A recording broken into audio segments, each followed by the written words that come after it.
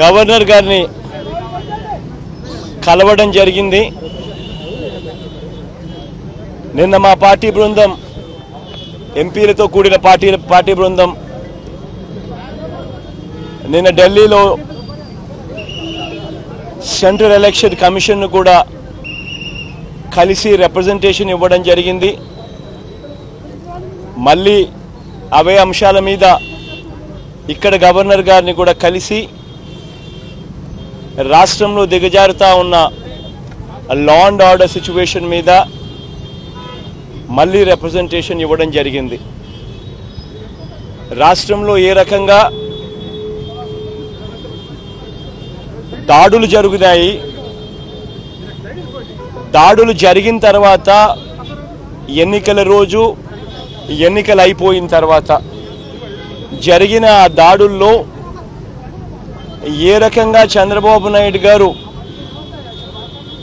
దగ్గరుండి పోలీసు వ్యవస్థను దుర్వినియోగం చేస్తూ, ఏ రకంగా తనకు సంబంధించిన వ్యక్తులు ఇంకా పోలీస్ డిపార్ట్మెంట్లోనూ, ఇంకా ఇతరాతర డిపార్ట్మెంట్లలోనూ ఇంకా ఏ రకంగా దగ్గర ఉండి వాళ్ళను ఉపయోగించుకుంటూ ఏ రకంగా దొంగ కేసులు పెట్టే కార్యక్రమం చేస్తూ ఉన్నారనే దాని విషయాల మీద చెప్పడం జరిగింది.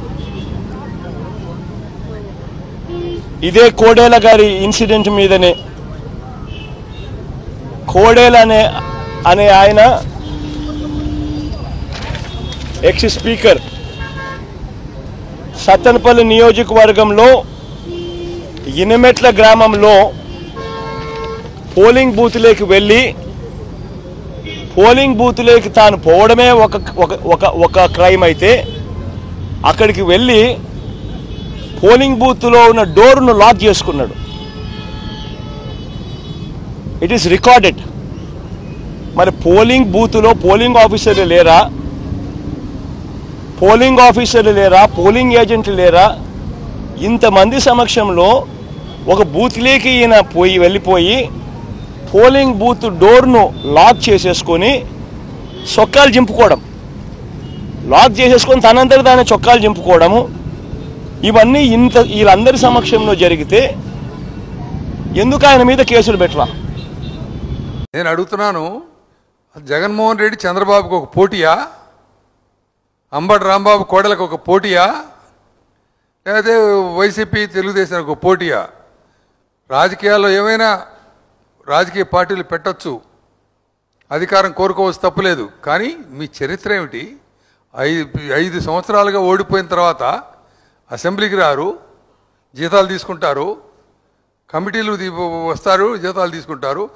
అసెంబ్లీకి రాని వాడికి జీతం తీసుకుని హక్కు ఎక్కడుంది అసలు? నన్ను అడుగుతున్నారు, అది చేయలేదు ఇది చేయలేదు అని అంటున్నారు. నన్ను ప్రజలు అడుగుతున్నారు, వాళ్ళకి ఎందుకు జీతం ఇస్తున్నారని. వాటికి మీరు సమాధానం చెప్పాలా? స్పీకర్గా నేను ఘంటాబద్ధంగా దేవుడి మీద ప్రమాణం చేసి చెప్తాను, నిష్పక్షపాతంగా పనిచేశాను.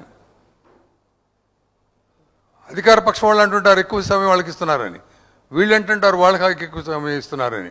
ఏదైనా సంప్రదాయం చట్ట ప్రకారం చేసుకొచ్చా నేను. ఈరోజు నన్ను మీరు ఈ రకంగా దాడి చేసి 40 సంవత్సరాల మొట్టమొదటిసారి ఫిజికల్ అసాల్ట్, మెంటల్ ఎగోనీ చేసినటువంటి మీరు ప్రజలకు సమాధానం చెప్పాలి. నన్ను అంటుంటారు చాలామంది, మీరు ఎందుకు ఊరుకున్నారు, మీరు కూడా దౌర్జన్యం చేయొచ్చు కదా.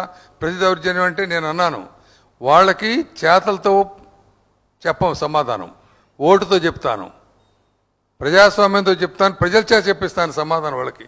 వాళ్ళు ఎంత దుర్మార్గం చేశారో ఆ తర్వాత నేను 6 గంటల సేపు చెప్పాను, ప్రజలందరికీ చెప్పాను. పగిలిన కారు, తగిలిన దెబ్బలు అన్నీ కూడా చూపిస్తే ప్రజలు వాళ్ళకి బుద్ధి చెప్తారు. ఇవాళ ఈ వీడియోపై మీ విలువైన కామెంట్స్ ని మాతో షేర్ చేసుకోండి. అండ్ ఇంకో విషయం, సబ్స్క్రైబ్ చేయడం మర్చిపోకండి.